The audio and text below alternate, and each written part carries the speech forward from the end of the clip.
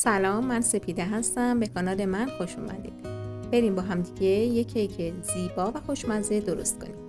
زرده و سفیده 5 عدد تخم مرغ رو از همدیگه جدا میکنیم. زرده ها رو کمی میزنیم تا از حالت لختگی در بیاد. 1.5 لیوان شکر داریم که اضافهش میکنیم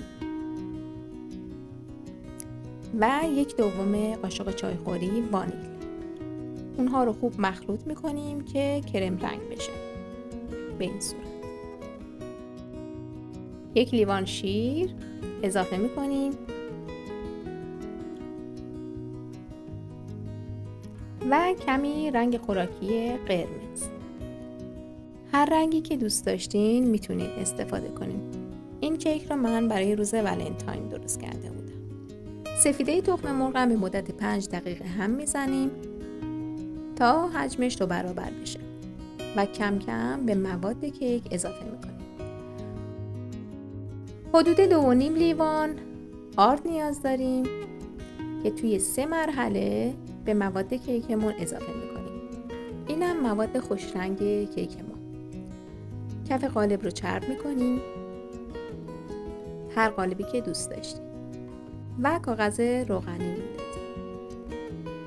مواد رو درون قالب میریزیم. قالب رو چند ضربه میزنیم تا هوای داخل مواد بیرون بیاد و درون فر میگذاریم به مدت 45 دقیقه با درجه حرارت 170 درجه فارنهایت. اینم کیک خوشگل ما. خب من میخوام مابینش رو خامه کشی کنم. کیک رو از وسط نصف میکنم، قسمت بالایی کیکم بر میدارم و به این قسمت نیاز داریم. 1 لایه از کیک رو درون ظرف میگذارم. شکر یا عسل رو با آب مخلوط کردم و کیک رو خیسش میکنم تا موقعی که خامه به کیک میزنیم به خورد کیک بره. خامه قناتی که از قبل زدیم رو ما بین کیک میریزیم. 1 لایه دیگه از کیک میذارم و کیک رو کاملا خامه کشی میکنم.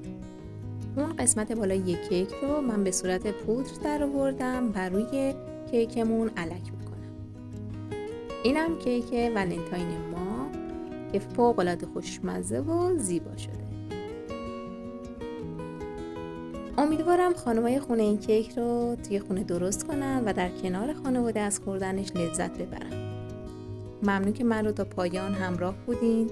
اگر ویدیو رو دوست داشتین لایک کنین و با دوستانتون به اشتراک بگذارین. از همراهی شما بی نهایت سپاسگزارم. خدا نگهدار.